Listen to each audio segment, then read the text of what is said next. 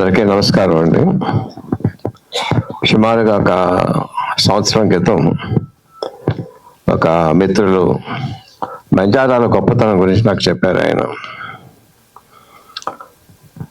భోజరాజు అక్కడి నుంచి clan start అవుతుంది బంజారా తాలూకు చరిత్ర. ఒక టైంలో భారతదేశంలో 50 కోట్లు ఉండే వాళ్ళకి. దాంట్లో చాలా ముఖ్యమైనది లోహగట్టు కోట. వాళ్ళ క్యారవాన్ వెళ్తుంటే కొన్ని మైళ్ళు పాటు వెళ్ళేవి. కాశ్మీర్ నుంచి కాశ్మీర్ ఏంటంటే పర్షియా నుంచి కాబూల్ నుంచి కన్యాకుమారి వరకు మొత్తం అంత వ్యాపారం వాళ్ళే చేసేవాళ్ళు. ఇచ్చేంత గొప్ప సంపద ఉండేది వాళ్ళ దగ్గర.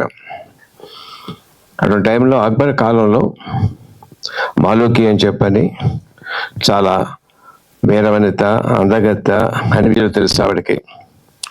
అక్బర్ ఆవిడ మీద కన్ను వేసి ఎక్కడికక్కడ బంజారాలతో వ్యాపారం ఆపజేస్తే ఆవిడ వెళ్ళి అక్బర్ని వాదనలో ఓడించి మళ్ళీ అందరికీ దారి తెరిపించింది. చాలా ముగ్ధుడయ్యాను నా మాలూకి కథ విని.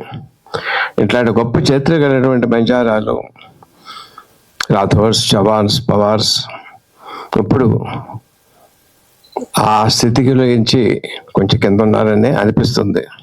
భగవంతుడి దయ వల్ల మళ్ళీ ఓల్డ్ గ్లోరీ రావాలని చెప్పని, దేశాన్ని లీడ్ చేయాలని, దేశాన్ని వారం సహకారం అందించాలని మనస్ఫూర్తి కోరుకుంటున్నాను. ఈ సినిమా కూడా మంచి విజయం సాధించి అందరి ఆర్టిస్టులకి, టెక్నీషియన్లకి మంచి కీర్తి రావాలని మనస్ఫూర్తిగా కోరుకుంటున్నాను. Thank you sir.